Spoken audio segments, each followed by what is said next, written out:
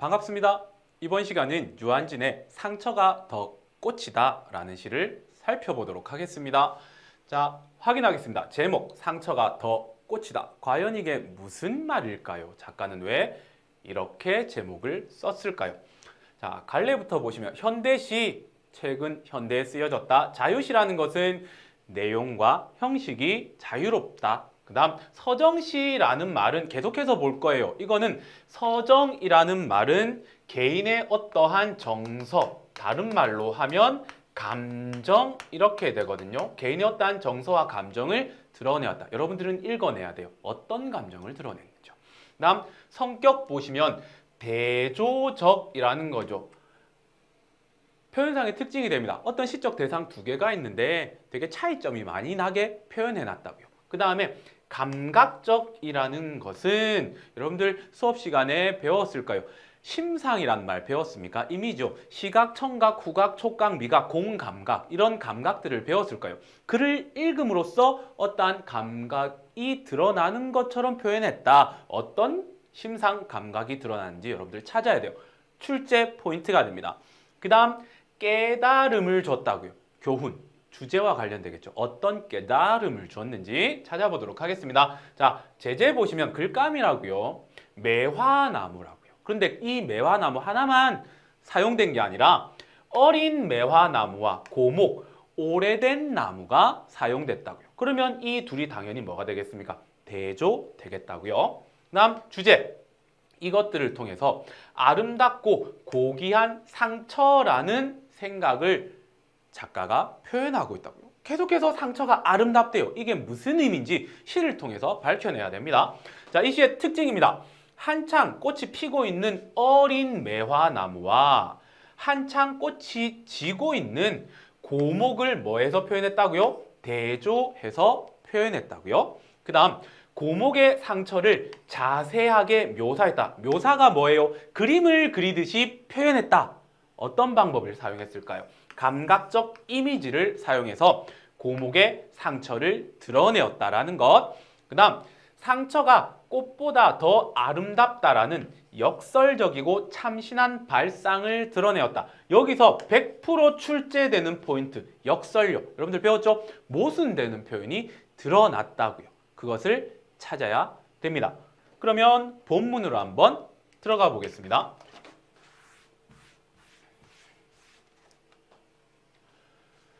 어린 매화나무는 꽃 피느라 한창이고 400년 고목은 꽃 지느라 한창인데 구경꾼들은 고목에 더 몰려 섰다 이렇게 되죠. 어떠한 시적 상황을 드러내고 있습니다. 시적 상황. 어떤 상황인지 한번 살펴보도록 하겠습니다. 어린 매화나무 지금 상황이 뭐냐? 꽃이 막 피고 있는 모습이에요. 그런데 400년 고목, 고목이란 말은 오래된 나무인데 얼마나 오래됐어요? 400년요. 엄청나게 오래됐죠. 이 고목은 지금 꽃이 지는 상황이라고요. 그러면 여기서 어떤 표현 방법이 사용됐어요? 피고 진다라는 모습을 통해서 대조를 드러내고 있어요. 이 상황이에요. 그런데 생각해보세요. 여러분들은 꽃이 피어있는 나무를 볼까요? 꽃이 져있는 혹은 지고 있는 나무를 볼까요? 보통 꽃이 막 피고 있는 모습을 보려고 하잖아요. 그런데 여기 보세요. 구경꾼들은 고목에 더 몰려섰다. 고목에 더 몰려섰다라는 게 뭐예요? 고목을 사람들이 우와 하면서 구경하고 있다는 거예요. 원래 이상하죠. 그러면 지금부터 나올 내용은 뭘까요? 왜 고목에 더 사람들이 몰려서 하고 있을까요? 고목이 과연 어떤 매력을 지녔기 때문일까요? 그 다음 살펴보도록 하겠습니다.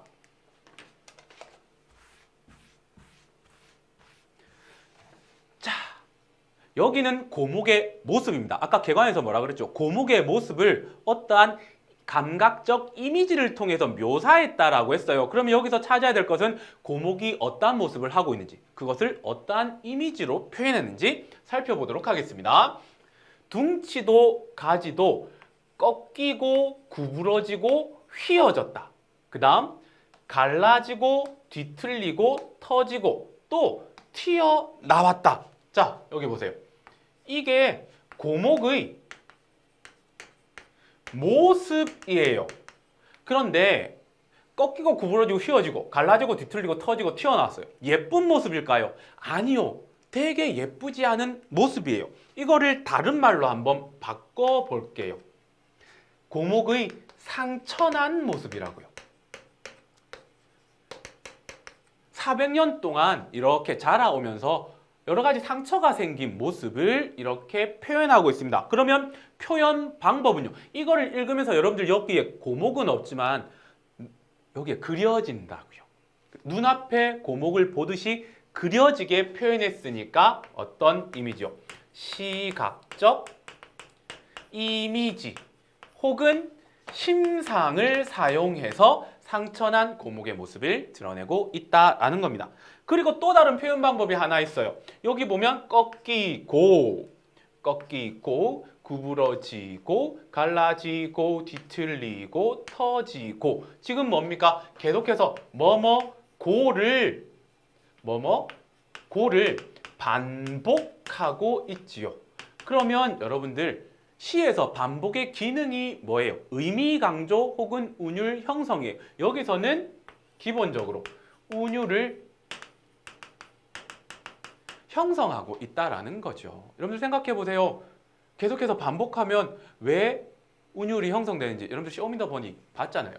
꺾이고 구부러지고 갈라지고 뒤틀러지고 터지고 이렇게 하면 운율을 느낄 수 있다고요. 이렇게 촐싹되게 읽어야 될 시는 아닌데 내 나름의 이해를 돕기 위해서 촐싹대 봤습니다. 자, 그 다음 계속해서 고목의 모습입니다. 진물은 얼마나 오래 고여 흐르다가 말라붙었는지 주먹만큼 국달한 혹이며 패인 구멍들이 험상궂다. 거무죽죽한 혹도 구멍도 모양, 굵기, 깊이, 빛깔이 다 다르다. 이렇게 표현했습니다. 이거 역시 뭡니까? 고목의 모습이에요. 고목의 모습을 어떤 이미지를 통해서 드러내고 있습니까? 당연히 똑같이 눈에 보이듯이 표현하고 있죠? 시각적 이미지를 통해서 드러냈는데, 자, 여러분들, 진물이 뭐예요? 진물. 그러니까 상처 나고 그 상처가 골마서 이렇게 흐르는 물요. 그러면 상처난 모습을 이제 진물이라는 용어를 사용해서 드러내고 있고요. 그 다음에 그 나무에 상처가 골마서 낫고 곪고 터지고 하면서 혹이 생겨요. 이렇게 부풀어 오른 거예요. 그 다음에 패인 구멍도 생기고요. 그것들의 색깔이 거무죽죽하고요. 그 다음에 모양, 굵기, 빛이 다 다르다는 것은 상처가 한두 군데가 아니라는 거죠. 상처가 아주 많다라는 의미를 이렇게 표현하고 있고요. 알겠지만 또 하나 짚고 넘어갑시다. 그러면 진물, 혹, 구멍은 전부 다 뭘 의미하는데요? 고목의 상처요. 고목의 상처를 이렇게 드러내고 있다. 여기부터 여기까지 고목의 모습, 어떤 모습요? 고목의 상처난 모습을 시각적 이미지를 통해서 드러내고 있습니다. 근데 이런 험상궂은 상처가 많은 고목을 사람들이 구경하고 있다고요. 아직까지 이해 안 돼요. 왜 험상궂은 고목을 계속해서 사람들은 구경할까요? 보겠습니다. 이제부터 그 이유가 나옵니다. 새진물이 번지는가 개미들 바삐 오르내려도 여기까지만 일단 끊어볼게요. 새 진물입니다. 진물은 아까 설명했죠. 그런데 또 진물이 흐른다고요. 이것은 무슨 의미냐면은 현재도 고목의 상처가 진행되고 있다고요. 계속해서 상처가 나고 있는 상태를 드러낸다고요. 되겠습니까? 자, 그런데 여러분들 막 뭐 하다가 상처 칼로 싹 비면 여러분들 어떻게 행동해요? 아, 엄마 피나요. 죽을 것 같아요. 선생님 보건실에 갈게요. 이렇게 호들갑 떨 거 아니에요. 그죠? 떨어봤죠. 저는 100% 떱니다. 그런데 그 다음 보세요. 위연하고 의젓하다. 누가요? 고목이요.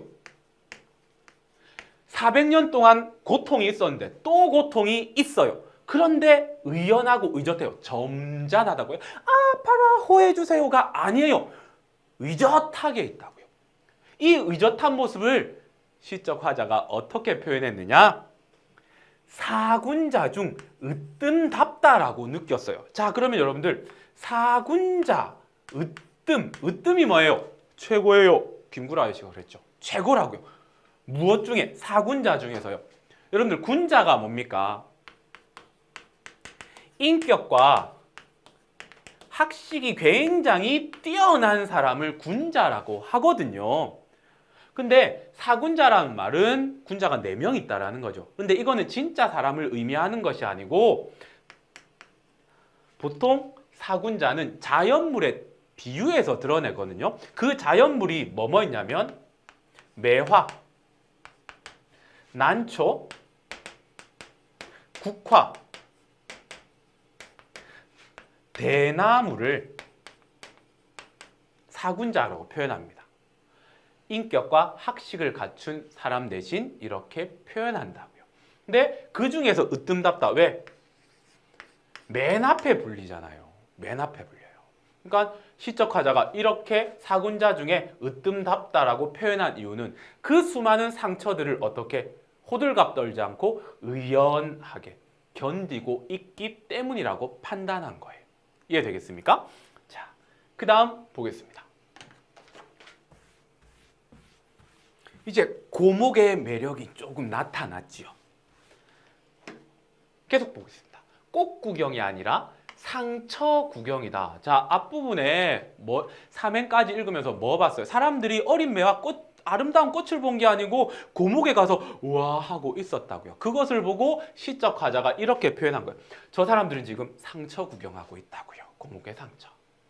자, 상처 깊은 이들에게는 훈장으로 보이는가? 상처 도지는 이들에게는 부적으로 보이는가? 무엇이요? 이거는 지금 시적 화자가 추측한 거예요. 사람들이 고목으로 가서 그 상처를 구경하면서 좋아하는 이유를 추측한 거예요. 저 구경꾼들 중에는 살면서 상처 깊은 사람들이 있을 건데 저 상처 깊은 사람들이 가서 우와 좋아라고 한 것은 그들에게 있어서 상처는 훈장처럼 느껴지기 때문일 거라고 추측했고요. 그다음에 상처 도지는 새로운 상처가 계속해서 이렇게 커지는 사람들이 있었을 것이다. 그 사람들에게는 아마 저 상처가 부적처럼 느껴져서 저들이 거기 가서 구경했을 것이다. 선생님 부적인데 왜 구경해요? 신기해서요? 그게 아니라 부적 어디 가면 볼 수 있습니까? 굿하는 데 가요. 그럼 비나이다 상신율령께 비나이다 이거라고요. 그러니까 뭔가를 기원하기 위해서 저 사람들이 저기를 구경하고 있을 것이라고 판단, 추측하고 있을 것이라고요. 이해되겠습니까? 자, 그러면 여기서 표현 방법 하나만 가지고 갈게요. 이 두 행의 문장 구조를 보세요. 에게는 보이는가? 이들에게는 보이는가? 어떻습니까? 문장 구조가 거의 똑같죠. 비슷한 문장 구조가 연속해서 반복되는 것을 무엇이라고 하느냐면 대꾸법이에요. 여기서는 대꾸법이 사용되고 있습니다. 여러분들이 보시는 미래엔 자습서에는 이 표현 방법에 대한 설명이 없어요. 그런데 제 눈에는 보여서 이렇게 설명을 하는 것이고요. 학교에서 수업할 때 한번 질문해 보세요. 선생님 이거 대꾸법 맞나? 왜냐하면 출제자는 여러분들 학교 선생님이라고요. 자, 계속해서 보겠습니다.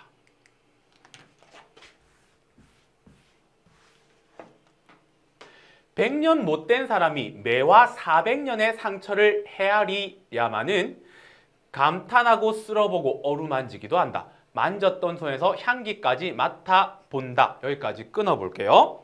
자, 100년도 못된 사람이 매화 400년의 상처를 헤아리려면은 헤아릴 수 있다 없다?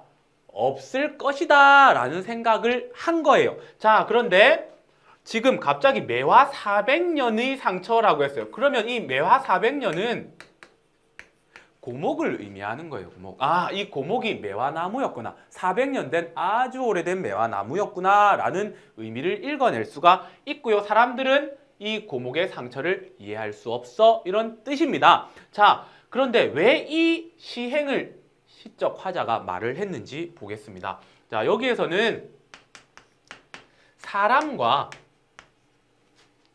고목의 살아온 삶의 길이 얼마나 오래 살았는지를 비교하고 있다고요. 비교하고 있어. 그래서 사람의 삶의 길이를 강조할까요? 고목이 살아온 삶의 길이, 그 긴 인생을 강조할까요? 빙고! 이거를 강조한다고요. 그런데 고목이 살아오면서 400년을 살아오면서 뭐를 계속 갖게 됐습니까? 상처요. 그래서 이거를 통해서 고목의 상처의 깊이를 드러내고 있다고요. 그리고 그 깊이를 사람들로 하여금 깨닫게 한다고요. 인식하게 한다고요. 그런데 그걸 잘 알 수 있겠다 없겠다? 아마 모를 거야. 그래도 여기 보시면 사람들의 행위입니다. 고목을 구경하는 사람들의 행위. 잘 모를 거지만은 감탄하고요. 와, 쓸어보고요. 이렇게 만져본다고요. 그러면 만져본다. 또 어루만지기도 한다. 여기서 사용된 이미지가 있어요. 만지는 거요. 무엇과 관련됩니까? 촉각적 이미지요. 여기서는 촉각적 이미지가 드러났어요. 그 다음에 만졌던 손에서 향기까지 맡아본다고요. 이거는 구경꾼들의 행위예요. 구경꾼들의 행위. 왜 이렇게 했을까요? 앞부분에 나타났죠. 어떤 사람은 훈장으로 생각할 수도 있을 것이고 어떤 사람은 부적처럼 생각할 수도 있기 때문에 이런 행위들을 한다라고요. 그 다음 보겠습니다. 이 두 부분은 지금까지 본 고목의 모습과 사람들의 행위들을 통한 시적 화자의 깨달음이 드러난 부분이에요. 생각인 거예요. 진동하겠지 상처의 향기. 시적 화자가 고목의 상처를 보고 거기서 뭐가 난다라고 향기가 난다라고 생각을 한 거예요. 그러면 이 상처의 향기는 부정적인 의미일까요? 긍정적인 의미일까요? 냄새가 아니라 향기라고 그랬어요. 그러면 얘는 긍정적인 어떠한 의미가 되는 거예요. 그리고요, 이 문장은 원래 상처의 향기가 진동하겠지 이렇게 해야지 문장 구성 순서가 맞죠. 그런데 앞뒤 순서를 바꿔놨어요. 여기에서 사용된 표현법을 뭐라고 합니까? 도치법이라고 하죠. 도치법은 왜 사용되느냐? 의미 강조요. 의미 강조. 어떤 의미를 강조하느냐? 상처의 향기가 갖는 이 긍정적인 의미를 강조하는 거예요. 상처의 향기를 강조하는 거예요. 그럼 이 상처의 향기의 의미가 뭔데요? 바로 밑에 나옵니다. 상처야말로 더 꽂힌 것을요. 그러니까 상처의 향기는 더 꽃이라는 거예요. 더 꽃이다라는 것은 꽃보다 더 아름답다라는 거죠. 진정한 아름다움을 의미하는 겁니다.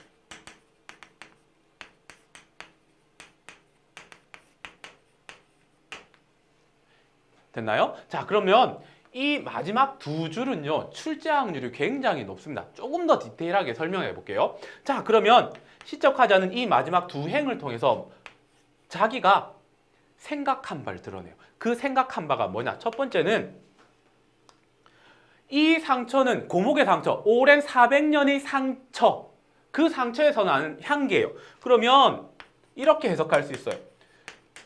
고통을 이겨낸 그 상처는, 화자는 아름답다라고 생각을 하는 거예요. 그러면 이 아름다움은요, 여러분들 겉으로 드러난 아름다움이겠습니까? 내면적인 아름다움이겠습니까? 고목의 모습 겉으로는 어떻게 했는데요?